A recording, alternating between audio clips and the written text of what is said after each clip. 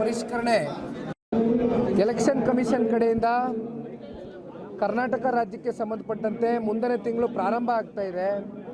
ಆ ನಿಟ್ಟಿನಲ್ಲಿ ಈಗಾಗಲೇ ರಾಜ್ಯಾದ್ಯಂತ ಅನೇಕ ವಿಧಾನಸಭಾ ಕ್ಷೇತ್ರಗಳಲ್ಲಿ BLA ಮತ್ತು BLA 2ಗಳು ನೇಮಕಾತಿಗೊಂಡ ನಂತರ ಈ ಒಂದು SIRನ ಕಾರ್ಯಾಗಾರ ನಿರಂತರವಾಗಿ ಮಾಡ್ಕೊಂಡು ಬರ್ತಾ ಇದ್ದೇವೆ. ಈಗ ರಾಮನಗರ ಜಿಲ್ಲೆಗೆ ಸಂಬಂಧಪಟ್ಟಂತೆ ರಾಮನಗರ ಮಾಗಡಿ ಈಗಾಗಲೇ ಆಗೋಗಿದೆ. ನಿನ್ನೆ ದಿನ ಕನಕಪುರ ಮುಗಿಸಿದ್ದೇವೆ, ಇವತ್ತು ಚನ್ನಪಟ್ಟಣಕ್ಕೆ ಕಾಲಿಟ್ಟಿದ್ದೇವೆ. ಹಾಗಾಗಿ ಈ ಒಂದು ಕಾರ್ಯಾಗಾರದ ಮೂಲಕ ಯಾವ ಒಂದು ಮತದಾರರ ಪರಿಷ್ಕರಣೆ ಆಗ್ತಾ ಇದೆ, ಇದು ಎಷ್ಟು ಮಹತ್ವವಾದಂಥ ಒಂದು ವಿಚಾರ. ಮುಂದಿನ ಯಾವುದೇ ಚುನಾವಣೆಗಳಿರಲಿ, ಅದು ಜಸ್ಟ್ ನಾಟ್ MLA MP ಚುನಾವಣೆ ಅಂತಕ್ಕಂಥದ್ದಲ್ಲ, ಜಿಲ್ಲಾ ಪಂಚಾಯತಿ ತಾಲೂಕ್ ಪಂಚಾಯತಿ ಚುನಾವಣೆಗಳಿಂದ ಹಿಡಿದು ಮತದಾರರ ಪರಿಷ್ಕರಣೆ ಆಗ್ತಾ ಇರ್ತಕ್ಕಂಥದ್ದು ಹಿಂದೆ 2002ರಲ್ಲಾಗಿತ್ತು. ಸರಿಸುಮಾರು 23 ವರ್ಷ ಆಗಿದೆ. 23 ವರ್ಷದ ನಂತರ ಆಗ್ತಾ ಇರ್ತಕ್ಕಂಥದ್ದು. ಇದನ್ನು ಭಾಳ ಗಂಭೀರವಾಗಿ ಪರಿಗಣನೆಗೆ ತಗೊಂಡು ಇದರಲ್ಲೆಲ್ಲರೂ ಕೂಡ ಭಾಗಿಯಾಗಬೇಕು ಅಂತಕ್ಕಂಥ ಅರಿವು ಮೂಡಿಸ್ತಕ್ಕಂಥ ಒಂದು ಪ್ರೋಗ್ರಾಮ್ನ ಇವತ್ತು ಕಂಡಕ್ಟ್ ಮಾಡ್ತಾ ಇದ್ದೀವಿ.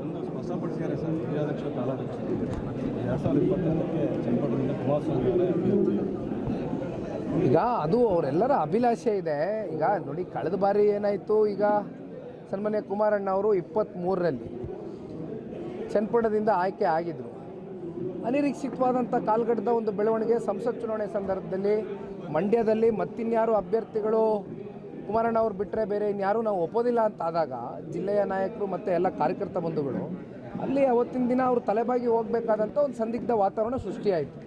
ಆ ಸಂದರ್ಭದಲ್ಲಿ ಮನೆಯಲ್ಲಿ ಕೂತು ಅನೇಕ ಸಂದರ್ಭದಲ್ಲಿ ನಮ್ಮ ಎಲ್ಲ ಮುಖಂಡರುಗಳು ಇದ್ದಾರೆ, ಕಾರ್ಯಕರ್ತರು, ಇವ್ರ ಜೊತೆ ಎಲ್ಲ ಕೂತು ಚರ್ಚೆ ಮಾಡಿ ಅಂತಿಮವಾಗಿ ನೋಡಿ, ನೀವು ಮತ್ತೆ ರಾಜ್ಯ ರಾಜಕಾರಣಕ್ಕೆ ಬರ್ತಕ್ಕಂಥದ್ದು ಒಂದಿನ ಆಗಲೇಬೇಕಾಗ್ತದೆ. ಅಂಥ ಸಂದರ್ಭದಲ್ಲಿ ಮತ್ತೆ ನೀವು ಮರು ಆಯ್ಕೆ ಚನ್ನಪಟ್ಟಣ ತಾಲೂಕನ್ನ ನೀವೆಲ್ಲ ಕನ್ಸಿಡರ್ ಮಾಡಬೇಕು ಅಂತಕ್ಕಂಥದ್ದು ಒಂದು ಬೇಡಿಕೆಯನ್ನು ಈ ಭಾಗದ ಮುಖಂಡರುಗಳು ಇಟ್ಟಿರ್ತಕ್ಕಂಥದ್ದು ಸತ್ಯ. ಅದಕ್ಕೆ ನಾನು ಕೂಡ ಸಾಕ್ಷಿ ಇದ್ದೇನೆ.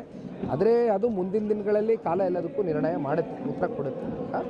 ಓಕೆ, ಇಲ್ಲ ನಾನು ಹೇಳೋಕ್ಕಾಗಲ್ಲಣ್ಣ. NDAಲ್ಲಿದ್ದೀವಿ ಇವಾಗ ನಾವು NDA ಮಿತ್ರಕೂಟದಲ್ಲಿದ್ದಾಗ JDS ಈಸ್ ಆಲ್ಸೋ ಏನಂದರೆ BJP JDS ಒಂದು ಸಮ್ಮಿಲನ ಇದೆ. ಹಾಗಿದ್ದಾಗ ಯಾವ್ಯಾವ ಕ್ಷೇತ್ರಗಳು JDSಗೆ ಬಿಟ್ಕೊಡ್ತಾರೆ ಮತ್ತು JDSನಿಂದ ಕಂಟೆಸ್ಟ್ ಯಾರ್ಯಾರು ಯಾವ್ಯಾವ ಕ್ಷೇತ್ರದಿಂದ ಆಗಬೇಕು ಅಂತಕ್ಕಂಥದ್ದು 2028ರ ಒಂದು ಗಡಿಯಲ್ಲಿ ಎಲ್ಲವೂ ಕೂಡ ಇತ್ಯರ್ಥ ಆಗ್ತದೆ. ಇನ್ನು ಎಲೆಕ್ಷನ್ಗೆ 2 ವರ್ಷ ಇದ್ರೂ ಕೂಡ ಇದು ಏನಾಗಿದೆ, ನಾನು ಕೂಡ ರಾಜ್ಯ ಪ್ರವಾಸ ಇಡೀ ರಾಜ್ಯಾದ್ಯಂತ ಮಾಡಿದಂಥ ಸಂದರ್ಭದಲ್ಲಿ ಎಲ್ಲ ಕಡೆ ಪಕ್ಷದ ಕಾರ್ಯಕರ್ತರಷ್ಟೇ ಅಲ್ಲ, ಜನರ ಭಾವನೆಯೂ ಕೂಡ ಇವತ್ತು ಸನ್ಮಾನ್ಯ ಕುಮಾರಣ್ಣ ಅವರ ಕಾಲ್ಗಟ್ಟದಲ್ಲಿ ಅವ್ರು ಯಾವ ರೀತಿ ನಡ್ಕೊಂಡ್ರು ಅಂತಕ್ಕಂಥದ್ದು ಜನರು ಸ್ಮರಿಸ್ಕೊಳ್ತಾ ಇದ್ದಾರೆ. ಮತ್ತು ಕುಮಾರಣ್ಣ ಅವರು ರಾಜ್ಯ ರಾಜಕಾರಣಕ್ಕೆ ಬಂದು ಈ ರಾಜ್ಯದ ಮುಖ್ಯಮಂತ್ರಿಗಳಾಗಬೇಕು ಅಂತಕ್ಕಂಥದ್ದು ಅನೇಕ ಜನರ ಭಾವನೆ.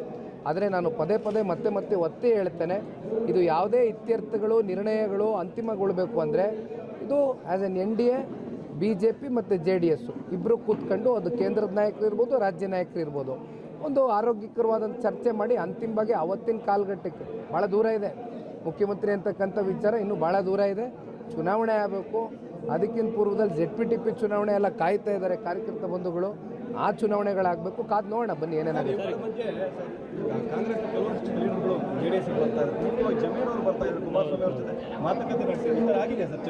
ನನಗೆ ಗೊತ್ತಿಲ್ಲಪ್ಪ, ಇದು ಯಾವುದೋ ಹೊಸ ವಿಚಾರ. ನಿನ್ನೆ ನಾನು ಮಾಧ್ಯಮದಲ್ಲಿ ನೋಡಿದೆ, ನಿಮ್ಮ ಮೂಲಕನೇ ತಿಳ್ಕೊಂಡೆ ಈ ವಿಚಾರ.